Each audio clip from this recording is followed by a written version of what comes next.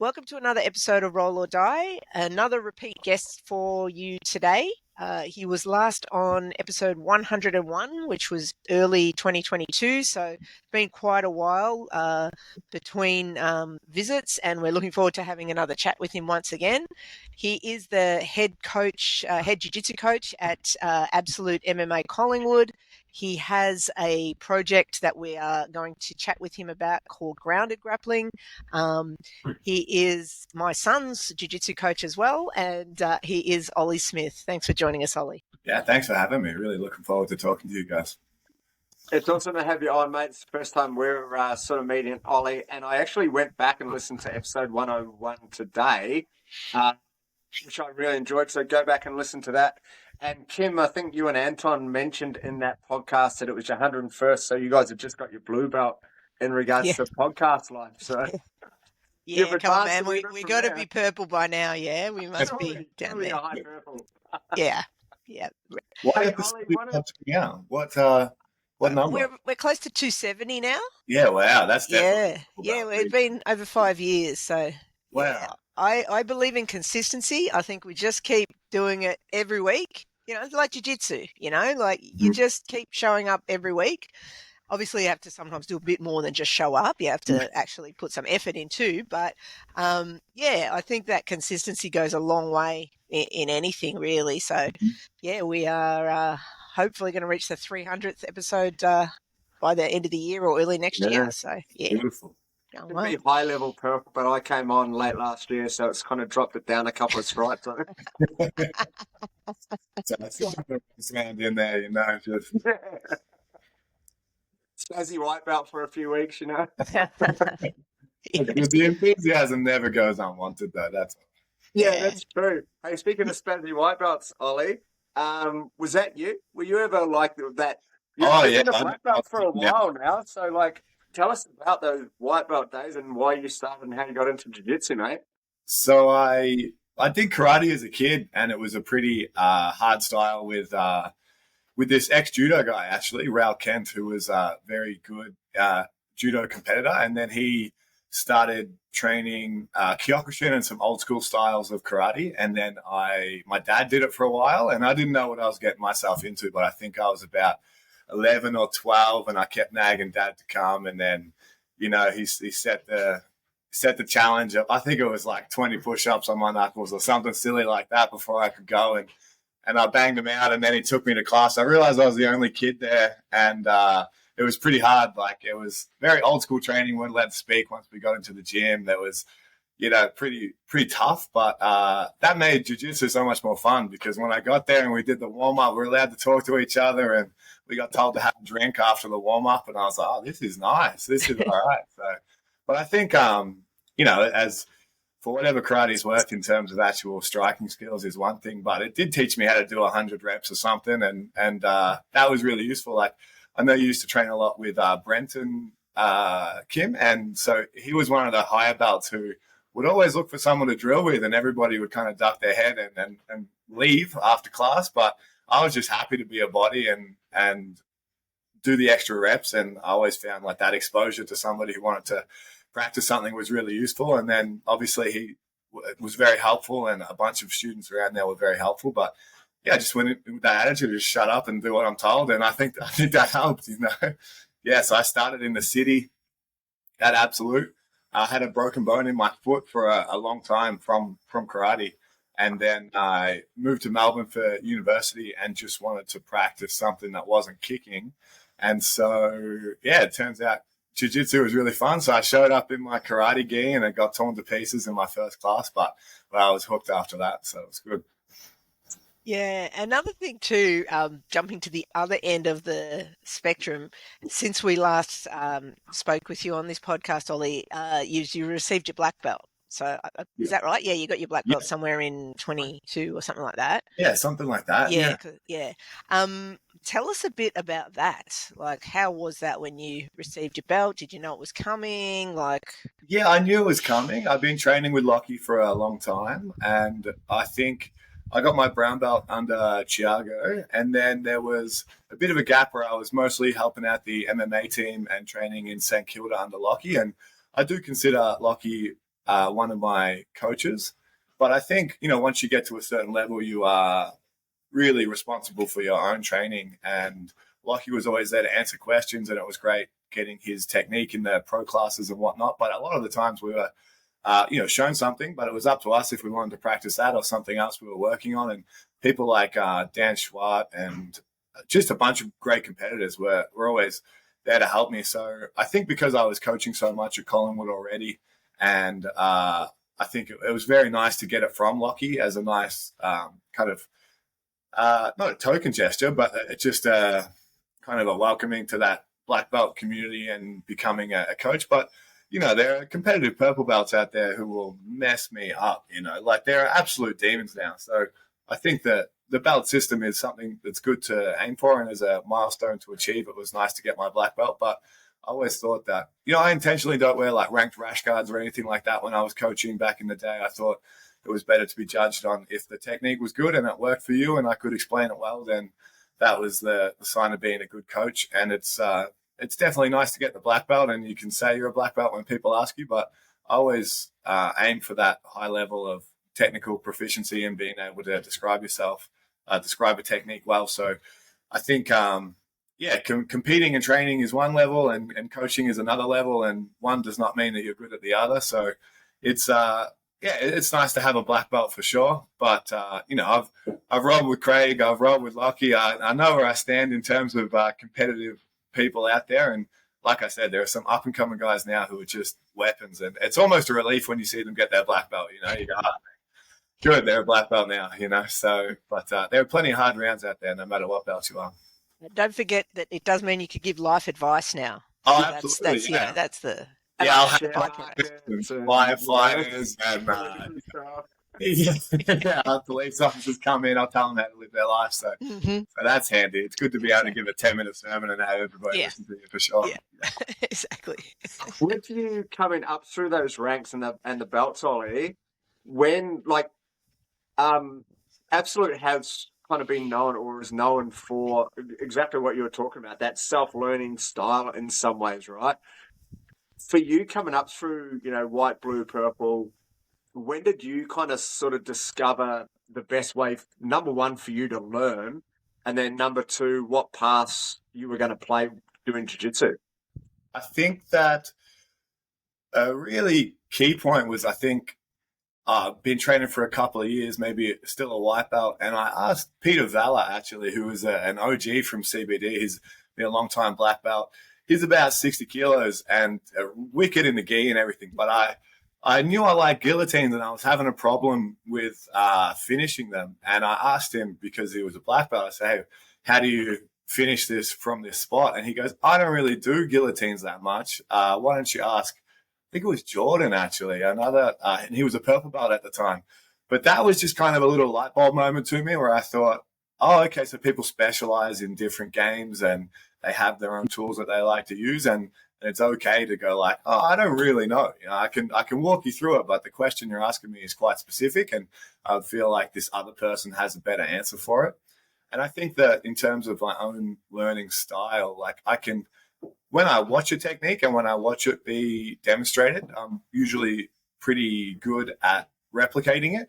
But I was always that guy that got demoed on, and I would have no idea what happened. Like I was always like, oh, I'll just grab Oli to show you. And then I couldn't do it for $1 million after that. Like I basically just fix my gi, tie my belt, walk around a little bit, watch somebody do it, and then be like, oh, okay, I get what it is. But I've got no idea what's happening to me. And just hope that they did it right. Yeah, fingers crossed. You learn who to look at for sure. Yeah.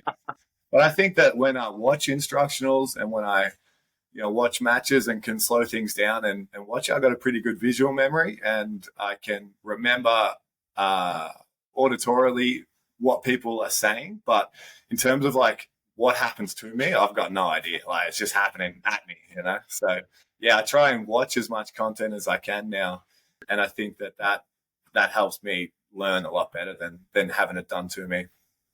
Absolute follow primarily the sub-meta system for their progress for students to progress through. How closely do you follow that with your class structure, with your syllabus, etc.? Or yeah, so Lockie has a basic map of what will be covered in a year for both the level 1 classes and the level 2 classes. And it's just a little bit more expanded for the level 2 classes.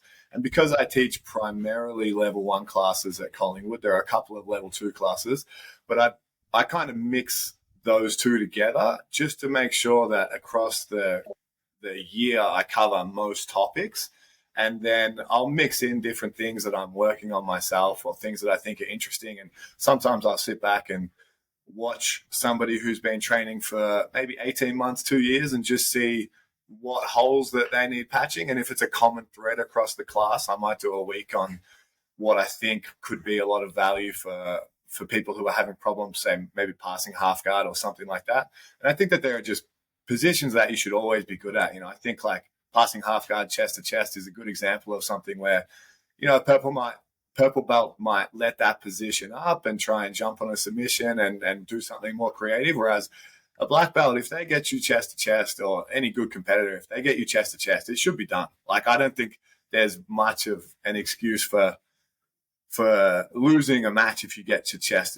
Not to say that people can't recover and they're very good from there, but I think a good goal when you're training and you're, over a couple of years in is just every now and again revisit half guard chest to chest. And if you can grind somebody out, get to mount in a good position with at least one underhook, then it should be pretty done from there. So I think that things like that are really good to focus on. And we do a lot of wrestling at Collingwood, a lot of stand-up stuff, a lot of sort of standing up from turtle and breaking turtle down on the other side of things. So, yeah, kind of the MMA flavor of Collingwood changes it a little bit, which is really fun because I basically think that modern no-gi grappling is heading the way of MMA grappling. They're very closely linked together. And, so I go through different topics, basically like a weekly topic, and sometimes I'll do a continuation of that topic, or sometimes I'll do kind of a counter to that topic in the following weeks. But basically, Lockie has a good map for what the level 1 classes should look like over the course of a year, but gives us a lot of freedom in terms of teaching that topic however we want it to teach it. Tell us about the people coming into Collingwood. It's in the CBD, right? So you're getting... No, it's separate. There's one CBD location and then there's a Collingwood location. Yeah, that's so right. There's actually 3 Absolute locations. So Ollie's at the Collingwood. Are you getting a lot of drop-ins from there? Like, people travel, they go and stay in hotels, so they want to train. Are they doing that more at the CBD, or are they coming out to Collingwood? A bit of both, I would say. Like, they definitely drop into the CBD if they're staying in the city at some hotels and whatnot in there, or maybe they have conferences and whatnot along there. But I'd say St Kilda probably gets a lot more drop-ins for the reason of having Lockie there and whatnot. But Collingwood will actually get quite a few drop-ins because our MMA program is so strong that we'll have people who travel and maybe stay on the north side of the city and then come into Collingwood and train. So, and it's really nice. We get a lot of repeat people as well. So there'll be people coming down from Alice Springs, for example, a gym I coach up at there like semi-regularly. And there'll be kind of gyms I've visited around the place. And when they come to Melbourne, it's a lot of times they have friends out north side and they'll come to Collingwood and hopefully they enjoy the class. So it's not uncommon to see people drop back in for a few days, every few months when they're in town for work and things like that. Yeah, no, there's definitely excellent classes at Collingwood. Speaking of the MMA, Ollie, how much do you change it up when you're teaching like MMA versus just straight jiu-jitsu people? Do you alter it much or pretty much the same? When I teach jiu-jitsu, but the difference would be that with the specific training, I often have the goal for the person on the bottom be to stand up and get separated. So if they can sweep, they can sweep, but there'll often be that little moment where instead of choosing to play a guard, if the MMA guy wants to stand up, then that's a win for them. And I'll often, like, a comment that visitors will give me is, that guy said he's only been training for a year or something, but geez, he's hard to hold down. And that's because when we go off the wall, oftentimes, like, if you want to play, like if we're doing a half guard knee shield specific training, for example, the people who want to play a guard and look to get to whatever type of guard that they would like, they can do that. But a completely valid technique, in my opinion, is foot on the chest, boot them off you and stand back up again. So, sometimes the easiest sweep in a jiu-jitsu gym is just getting some distance, standing up. The other guy sits down and then you're on top. So I think that having that, like standing up and getting separated as a big goal in a lot of the specific training that we do, just caters to those MMA guys who they want to learn the technique and they might want to learn how to shut it down more than they want to know how to do it. But if they have the goal of standing up and getting separated, then they can see the threats and they can make somebody react to perhaps the underhook or the foot on the hip or whatever it might be, or the 2-on-1. And where somebody else might choose to play a different guard or stay connected there, if they can just get back up and get separated, then they're back to where they want it. Yeah. Do you have goals you obviously watch a lot of tape, you're very invested in it, you're obviously very, very good at what you do. Do you have goals to take people or to go and coach at high levels, that MMA sort of style grappling? I mean, Craig Jones is obviously, some weird reason, cornered the market a little bit with that, right? Yeah. Surely you can push him out of the way and jump on in there. Yeah, it can't be that hard to push out of the way. That hard. I really love being a part of the MMA team here. I go to a lot of the MMA grappling sessions, and because Simon, the head coach of the MMA team, is away so often with different fighters, training and when they fight overseas or internationally, he's always on a plane somewhere. So that means that Simon and I think very similarly about jiu-jitsu and grappling in general, and I know that he has the trust in me to take the classes. And again, similar to Lockie, where he'll say, look, we're working on half guard or we're working on top side or whatever it is, just show them whatever you like. And oftentimes when we come back, we would have taught the same things anyway. So I like training with the guys there. I really like training with MMA people in general. They just show up on time. They work hard. If you tell them a minute rest, they'll be back in 55 seconds and they're ready to go. And I really like that mentality towards training. So I show up to a lot of the MMA grappling sessions and just train with the guys, and there aren't that many people as big as me, but they're all really good athletes, and maybe I have 10 kilos or something on them, but they can still make me work hard. And I like knowing where they're at grappling wise and what their habits are, because I end up cornering a lot of them with fights. I went to Brisbane a few weeks ago and Gold Coast to corner Samad, Dylan and Brad as well. So we had 3 fighters on 2 different cards. So I'll travel a lot. I'm cornering again on Friday night. So I end up cornering a bunch of them because they'll come upstairs and do jits with me. And then I see them in the MMA grappling session. So they're used to my voice and they're used to, either ignoring what I say or doing what I say. But either way, I'm yelling at them. So I like to be involved in the MMA team. And we've got some really high-level guys who come in and they're just the best students. Like, they just show up, soak it all up, ask intelligent questions, and it's really good to train with them. Yeah, there's no doubt that the numbers have just grown exponentially at Absolute Collingwood. I think, like I said, we last spoke on this podcast in 2022.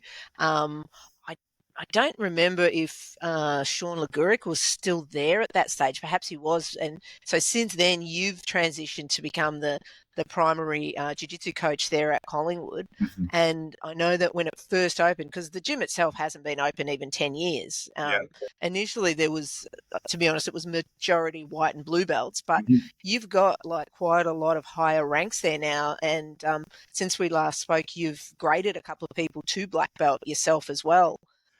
So tell us about that. So we have James Walters and James Sullivan, who both graded to black belt under, technically under Lockie. I've only been a black belt for however long. So, but it's like a nice thing that Lockie trusts my judgment in that area. And when they're doing the bulk of the training with me, they'll still go to St Kilda a couple times a week, or, in the case of James Walters, where he lives in New South Wales and has been a brown belt for forever. It's one of those no-brainers, and he's such an elite level grappler that there really is no question about it. But, Lockie's got a lot of people to keep an eye on, so it's nice that I can kind of go, hey, I reckon this guy needs the nod. And Jacob Myers-Braun was another one who received it under Lockie. He's done a lot of training under Lockie, but I've trained with Jacob a lot, and it was nice to be a part of them at least. And it's just a sign of how the sport is evolving, and just there isn't so much of that top-down hierarchy where there still is, but I think it's the Absolute does a really good job of spreading that responsibility across the gyms. And Kamal is a great head coach of the CBD gym, and Lockie, Kamal, and myself all get along really well. And I think the relationships between us are very strong, and it's nice to have that cohesiveness between the gyms. Yeah. Yeah, I think when you've got multiple gyms like that, having that cohesiveness at the top, everyone's sort of on the same page. And then obviously we can all get along too, right? So that's going to put everybody, in really good stead. Yeah, absolutely. Everybody's encouraged to go and train at the other gyms, and Yeah. if I haven't seen somebody in a couple of days or whatever, and I was training at St Kilda, I was down there for work or whatever, then great. The more people mix it up, the better, and I think that just makes the club stronger, especially when we show up to a comp like a Grappling Industries or something like that. It's I'll corner Kamal's guys when Kamal's busy and vice versa, and I think that there's a lot more cross training happening now, which is just good for everybody. You were talking on the previous podcast, Ollie, while we're on sort of the MMA, about you perhaps having an MMA match. Have you had one since then? No, I haven't. There's been basically a string of injuries, which will happen. But MMA is one of those things that I think if I got to beyond my competitive years and I haven't done it, I would look back and go, I should have had a crack. So I'd like to get that done. I recently injured my knee. That's on the mend. I recently had a hernia surgery, and that's pretty good now. So the training's getting back into full swing now. And hopefully by the end of the year is the rough goal. Well, keep us posted, mate, for sure. Yeah, look forward to that. And so tell us about your grounded grappling situation. It's for people that don't know about it, you're setting up jiu-jitsu camps in sort of country areas and trying to make it as accessible as possible to people so that cost isn't a prohibitive factor. Yeah, absolutely. So Grounded Grappling is myself and Graham McKenna, and we basically try and run kind of community-focused jiu-jitsu camps. And I really love camping and the outdoors and whatnot, so if I combine my two loves of camping and jiu-jitsu, then basically what that looks like is we pack up a couple of forward drives and we get a trailer full of mats, and we set up a big marquee in. So the two summer ones that we did it at the base of the Cathedral Ranges at a place called Cook's Mill Campsite, and that has a river running along the side there. But there'll be people from all sorts of different gyms, and we show up. We eat really good food. We train in under this big marquee, which was definitely upgraded from the first one, which was not such a strong marquee. But the second marquee is absolutely bomb-proof. And we all sit around a campfire at night, and we watch like the old UFCs at nighttime. And Graham does an amazing job on the food. So we get coaches from all different gyms, and we've had students from a bunch of different gyms across Melbourne come in. So obviously Absolute is a bunch of people will come. We've had James Walters visit from New South Wales, and he brought a bunch of the guys that he trains with from up there. We have Jacob Myers-Braun, who's taught at the last two, and a couple of Nakama guys came with him. We had Tim Baker from DC, and Tina came as well. We've had Tom Everett from the St Kilda gym, and who else? I'm forgetting someone. I know I am. But, so we'll keep kind of cycling through some different coaches and get a couple of the fan favorites back each time as well. But we will basically just try and spread it out to as many people as possible. And you're right, it is like very affordable. I think I should double check before I speak on the price for the next one. But the last one was like $250 or something. And we aim to provide, sometimes you go to a jiu-jitsu seminar and it costs $150 or something to do 2 hours of technique and in a really busy mat. So we've basically broken it down. So the Friday night is like a big welcome dinner where we have an open mat and everybody can train as much as they like there. And then we have a big dinner where we all get together and have a chat. And then on the Saturday morning, we do a mobility session run by George. And then we'll do 3 jiu-jitsu sessions. So, I mean, I don't know about you, but I tend to tune out about an hour into a class anyway. Like if you think about a normal class, it's probably 20 minutes or so of technique about that. Yeah. So I think sometimes a seminar can really push it with like a 2-hour attention span. But I think if you ask the coach all right, you get an hour to teach your best techniques and really cover a topic pretty thoroughly, then they'll do an excellent job. And then that way people can roll afterwards. There's usually a bit of a coffee and cake break after the first one. We roll into the second one, another session with an open mat afterwards so people can get as many rolls in as they like. And then we'll all, at the campsite that we went to for the summer camp, we all go down to the river and have a swim and a wash and chill out, have a big cooked lunch, and then a nice afternoon chill where people can go off and do a hike or whatever around the cathedral ranges, or people just relax, campfire, play some games and whatever. And then the third session runs from about 4:30 in the afternoon until 5:36. Open mat, dinner, nights, and then on the Sunday morning there's one more session, and then we're done. So it's I think it is 4 jiu-jitsu sessions. So I like to think of it as basically like 4 high quality, short and sweet seminars, which are, still an hour long, but the mats are always there for people to get their rolls in, and then they can roll as much or as little as they like and go off and do hikes and whatnot. Have you set a date for the next one or Yeah, not the yet? next one is going to be the 29th, 30th, and 31st of August. So end of August, and it's going to be in Healesville. There's a place that runs outdoor ed camps and whatnot. So because it's winter, we thought we'd skip the tents and the outdoors aspect. And they have a big hall where they set it up for activities and whatnot. So we're going to put the mats down in there. And then we have a big kitchen facility as well. There are dormitories at this place too. So people can camp if they would like. There's going to be room for that. But there'll be either like 6-person or 8-people dorms. And there are also some private room options available as well. And then we'll have mats in the big hall. There's a full commercial kitchen, so Graham will be happy. And then outside there's big fireplaces and whatnot. So we'll be able to still sit around the fire and have a good time. But the CJI will be happening on the same weekend. So I'm really excited. World Masters. Yeah. Oh, yeah. Yeah. Right. So will be. hopefully we're not, stealing too much thunder from But we'll be looking forward to watching the CJI and then being able to just have mats right there so we can break it down and go over some of the submissions because what I would do anyway with people like Jacob Myers-Braun, and I think Jesse Smith is going to come on this next one. So, the things that I would do anyway, which is just like, hey, let's figure this out. And we'll be able to do it for as many people as are interested. We'll put the link in the show notes for this so people can contact August 29th, which is a Friday night, and we're kind of doing it like a Christmas in August, I suppose. So we'll basically just have a big dinner on the Friday night, and then the Saturday will be the 3 sessions. Saturday night we usually watch an old UFC. We'll probably have CJI to watch this time, and then Sunday morning one more session, big lunch, and then head home. So it's pretty achievable. It's like if you take off after work, you'll get there in time. It's never more than a couple of hours away. And then, it's really great seeing everybody just let their hair down. I mean, especially with the ones that we've done so far at Cooks Mill Campground.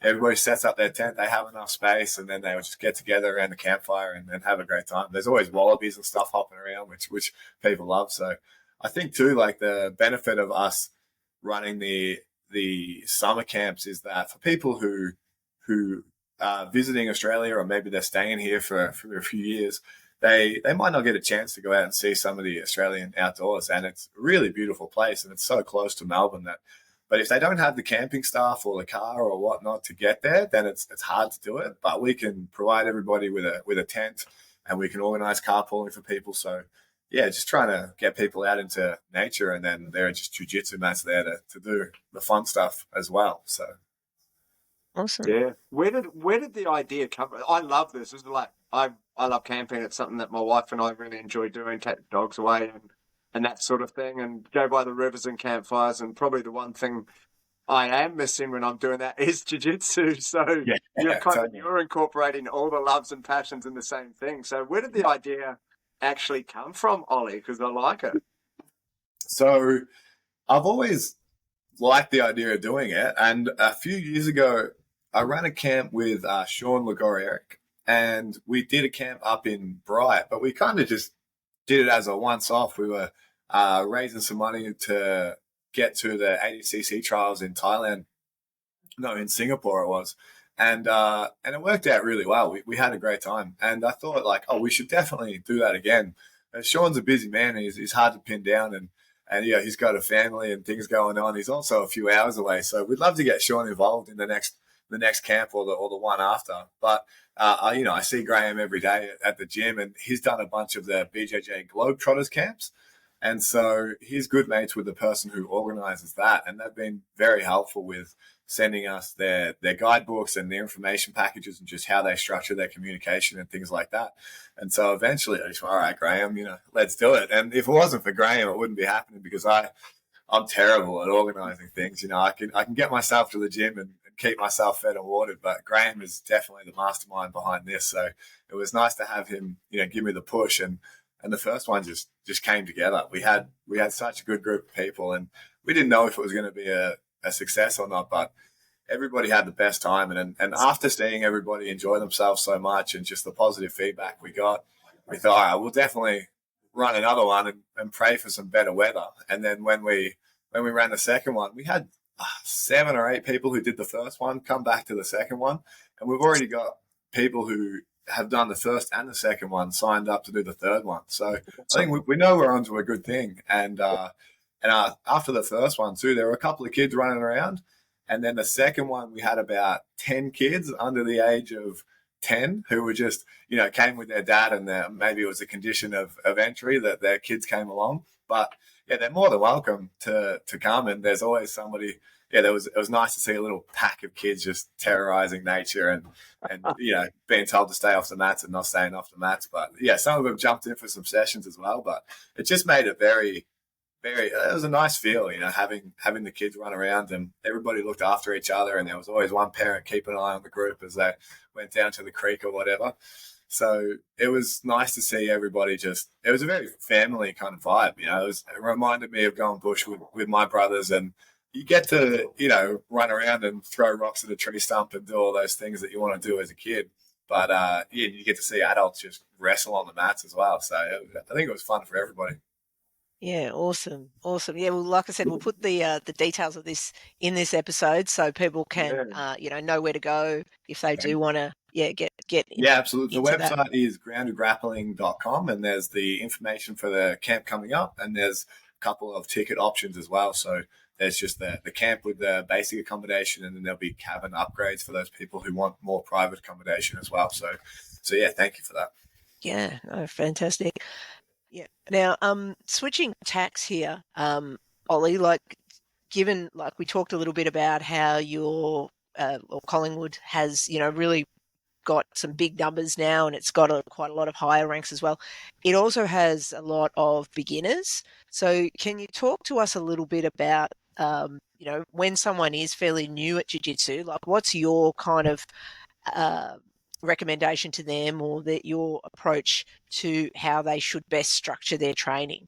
Do you find people kind of burn out a bit because they go too much too soon, or tell us a little bit about that? It's definitely a mix. I think there's a difference between, the intro person who hasn't done it at all, their first 6 weeks or so, and then the people who are just kind of getting the hang of the level 1 classes and mixing it in and actually rolling and everything.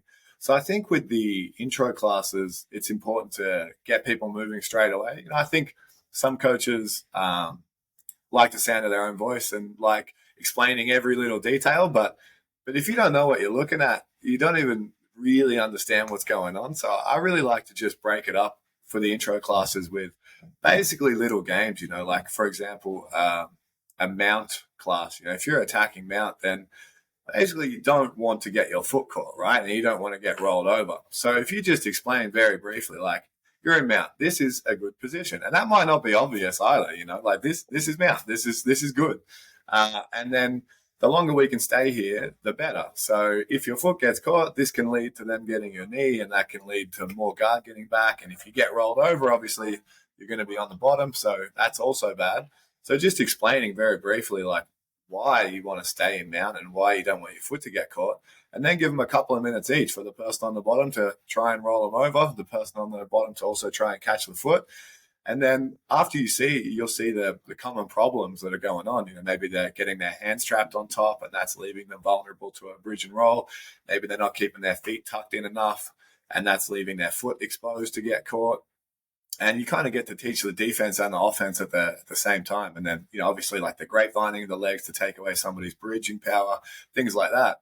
And you'll be amazed, people figure that stuff out. And then after those first couple of minutes, you might give them a few more cues. You might go, okay, so if somebody's bridging you, if you're grapevine, they can't really bridge. If your feet are tucked in, they can't really trap your foot. They need a knee and an elbow to do a knee-elbow escape. So if we can pin the hand or get underneath the elbow or get to an underhook, then all of those things are going to be good. A crossface can turn their chin away and make it so they can only really go one way. You can kind of just explain those things, give them a few minutes to try them out, and then get them to go live again. Just get them to, okay, practice maintaining mount again, and then you would break it down further and go, okay, so once you're good at staying in mount, once you kind of have some proficiency over those skills, then we can start thinking about the most basic submissions in Americana. But the precondition for an Americana is that you get an arm pinned to the mat. So if you get them to rep out a few Americanas, then good. And then when you go live again, it's kind of like patting your head and rubbing your tummy where once you're thinking about pinning the arm, your foot gets caught, and then all those sorts of things. So if you have the goal on for the person on top be, okay, if you can pin the arm down, the person on the bottom is going to kind of let you practice your Americana, basically.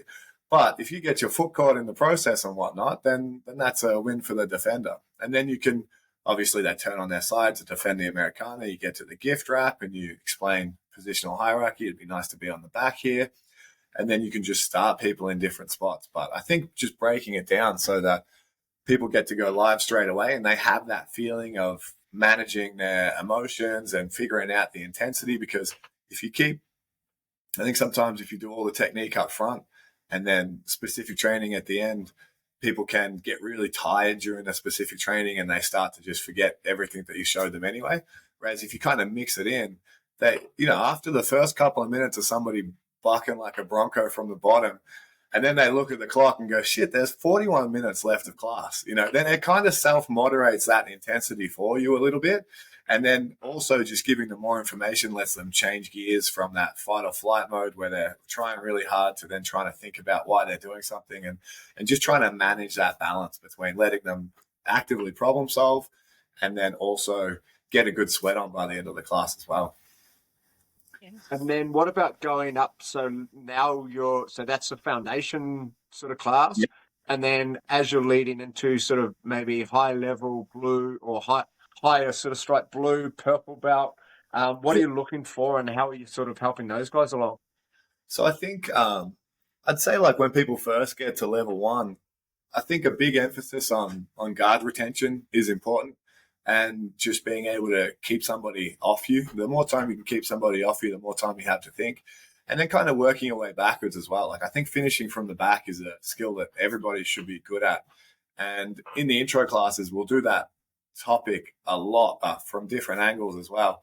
So in my level 1 classes, I give people 5 minutes each to work on whatever they want to work on. And if somebody's new to those level 1 classes, I often recommend practice finishing somebody from the back, because that way, when you see the back during the roll, you'll be more likely to take it if you have some confidence in actually finishing it.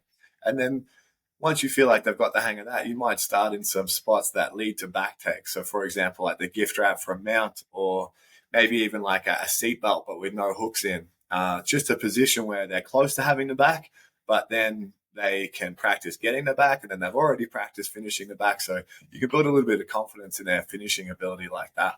I think for higher level people, it's a little bit different where it's very game specific, and that might be due to like a style that they want to play or particular athletes or competitors that they look up to and they want to emulate.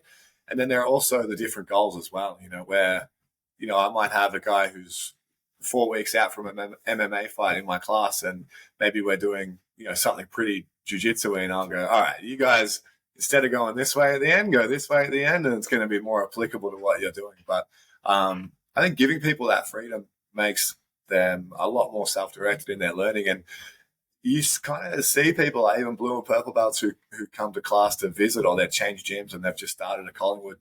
I go, finish with the technique, and then, all right, guys, 5 minutes each to work on whatever you want. And sometimes they're just stunned. They go like, what am I going to do? Like, I don't know what I'm working on. Tell me what you're working on. Exactly. But you give them like a week of classes like that, and then they just start looking at techniques that they see or matches that they see a little bit differently, because they know they're going to have time to figure it out.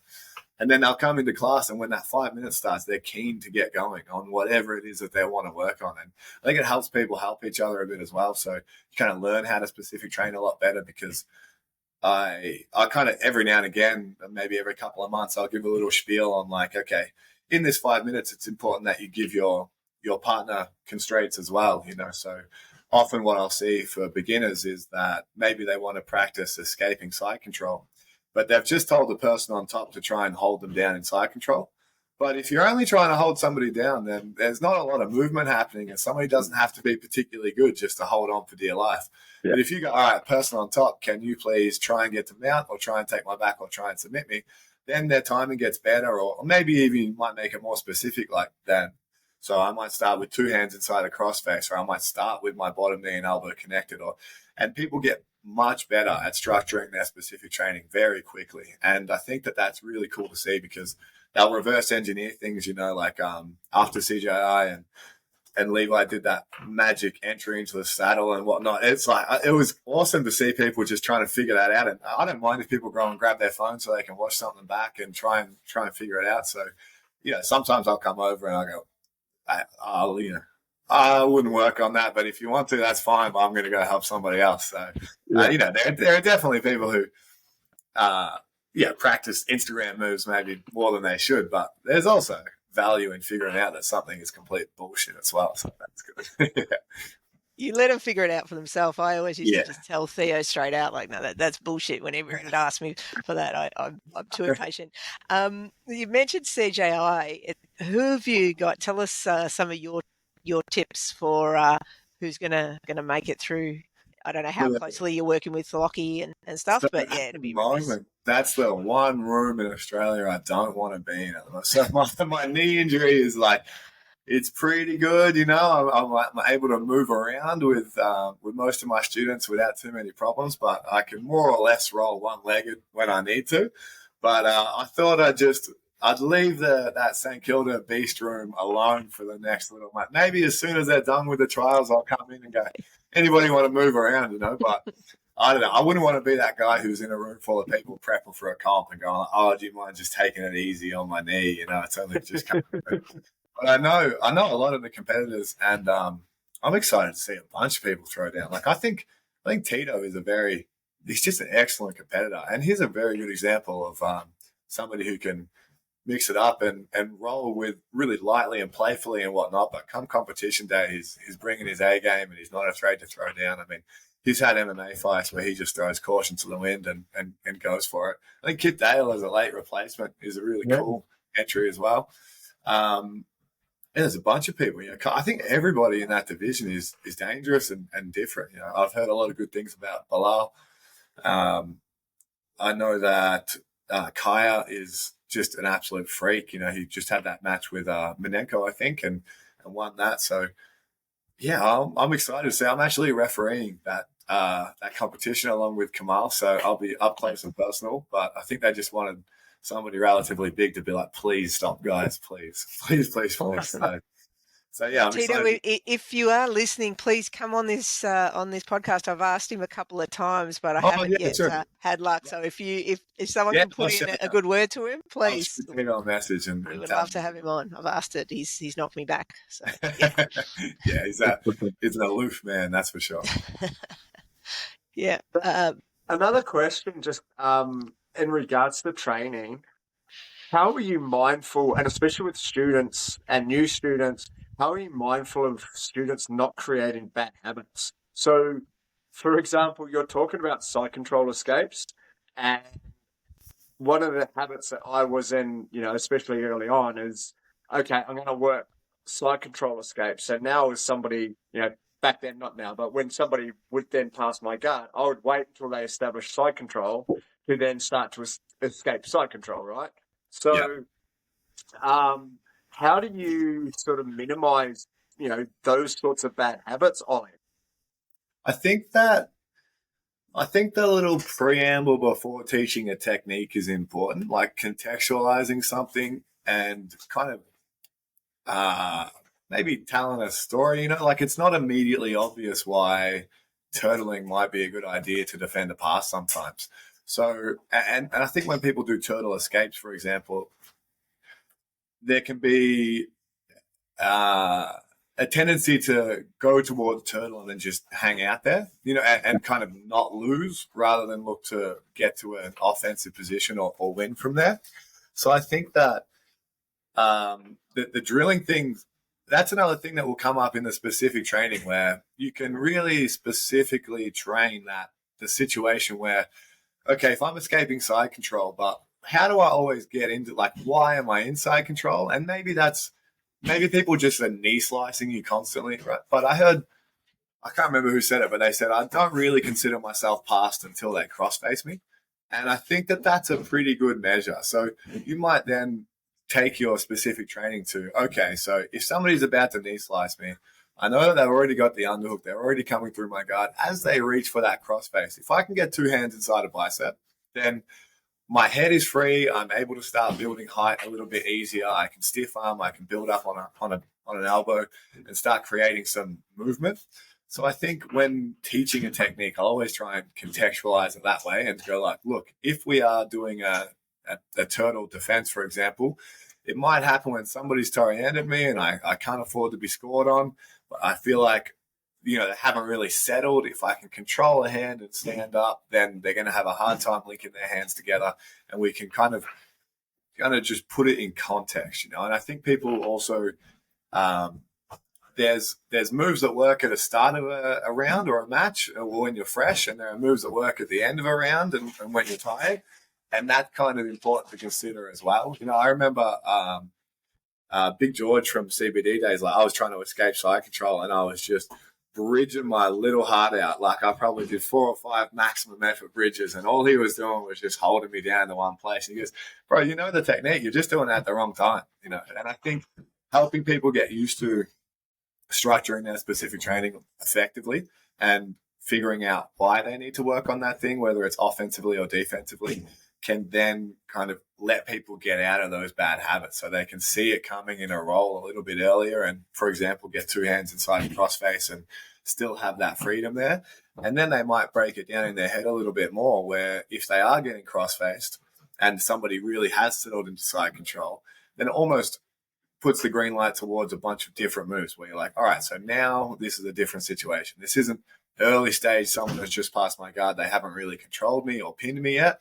This is now, okay, I'm eating a crossface. They've got me covered. They're flat. What am I going to do? Am I going to wait until they start to try and mount? Am I going to relieve the pressure from that crossface and try and get hands inside? Maybe now's a good time to try a reversal or things like that. So just trying to get people to think for themselves in terms of why is this spot something that you need to work on and where does this come up in your roles? And I think the more time you give people to figure that stuff out, the better they get at it. And when people mix it up with different partners in different classes, you'll get, a good purple belt with a fresh blue belt or a white belt. And that person can give feedback and go, okay, well, actually, I wouldn't be doing this on top here. I'd actually be looking for something else. And that kind of feedback goes both ways. Fantastic. Awesome. Look, we're nearly out of time, Oli. Thank you once again for giving up your time and on such short notice as well. We've just got a new thing that we've started doing that Brentos asks at the end, just a couple of little, like a pop quiz type of thing, if you're up for it. Get myself into trouble. Let's go. No, it's pretty easy. You can't get them wrong.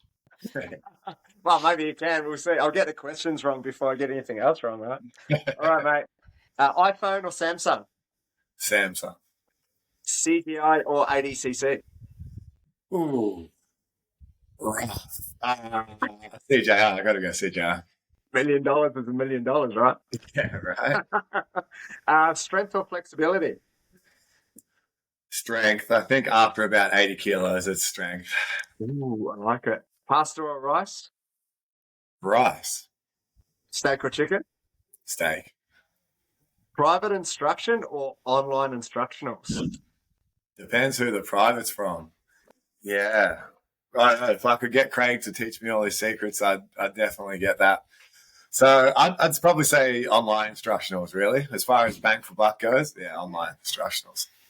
There's some of Craig's secrets that you probably don't want, mate, but, Yeah, absolutely. And I think I'm ready for all of them, that's for sure. Yeah. Who's the greatest for you in jiu-jitsu? Uh, well, obviously, it's hard to go past Gordon. I mean, it's competition record wise, it's pretty hard to beat. I mean, I think he did that instructional called My Revolution, Your Evolution, or something like that, where he broke down his ADCC matches and basically talked through the techniques and went like, this was disc 3 of my passing instructionals, and this is me doing it. Like, it was pretty impressive to just see the thought, or listen to the thought process behind it, and just it wasn't anything secret. He had already put all those techniques out there, and just the way he put it together was very impressive. But that being said, I think Marcelo is probably my favorite all time. Like, just jumping on necks and was so ahead of his time, and just the nice guy that he is off the mat, and such a good role model for people. It's pretty hard to go past Marcelo. Yeah, I'm pretty happy with that one too. I think one of the things, because I also watch that stuff from Gordon as well, and I think when he explains what he's doing in a match and breaks a match down, how fast his cognitive process is in relation to how quick his body. Well, not his body's not moving quickly, right? But he just sees it, and he's all of a sudden he's in that position. It's like, are you really thinking that, or are you just like, it just happens? It's crazy. Yeah, I think it's just an example of just so many good reps between those dilemmas where the specific training just becomes choosing between different techniques rather than, he's already got the problem solved. He's just trying to figure out, just getting those different cues about which technique to choose from. So, it was very impressive watching those, I have to say. Yeah. And then this one might be an easy one for you, mate. Taking the sweep or standing up? Stand up. Yeah, I mean, sweep and come on top is good, but if you can stand up, then if the other person can't wrestle, they're going to sit down. So you may as well. Yeah. I'm standing up and then pulling guard again. That's a fair strategy. I always say, like, if your half guard isn't going great, if you can kick somebody off you and stand up again and then pull aggressively, like that's as good as changing to a different guard and staying connected on the bottom. It is. Get back to a spot. That's it, man. We'll leave it with those ones. Good job. Thank you very much for having me, guys. And to everybody out there who's listening, if you head to groundedgrappling.com, August 29th, 30th, and 31st, very affordable, awesome food. We're talking slow-cooked brisket. Like, the food is top-notch. If you come for the jiu-jitsu, you'll come back for the food. And people from all different gyms are definitely welcome. It's been awesome seeing everybody have such a good time and come back for the second and third camp. So hopefully we'll see some more people out there. Yeah, it's one for me. I would definitely like to do. I'll probably be maybe one of the summer ones. We'll head up for. Come on out. Yeah, it'd be fantastic. Anything else from you, Cam? No, I think that's about it. So, as I said, Oli is my son's coach, so I should really get myself back down there and be on the mat with the both of them, because it's been a little while. Although my son will probably kick my ass now. He's been learning from the master, so he's pretty good. He's going pretty well. Stay away now, Kim. Stay away. Well, that's it, guys. Thanks for tuning in to another episode of RoD. Keep training, stay humble, and remember, it's not about the belt, it's about the journey. Big shout out to our sponsor, Athletic Body Care, for keeping us fresh on and off the mats. If you enjoyed the show, don't forget to like, rate, and share. Subscribe on YouTube. We're trying to pump that YouTube stuff up at the moment. And then all the other podcast platforms, jump on those ones too. Check out our merchandise. We tell your friends about the podcast. Oli, you've been an awesome guest, mate. Good luck for everything that you're doing in the future. For the grounded grappling stuff that you're doing, mate, I'd definitely like to come along at some stage to one of those. So I'll look forward to that. Everybody else, please check out that website. Get along and support them. And it's not just supporting them. I think you'll have an amazing time. And slow cooked brisket, how could you not be up for that? It's all good. Enjoy. Thank you, guys. Thanks for listening. Thanks for sharing. And we'll see you next week on another episode of RoD.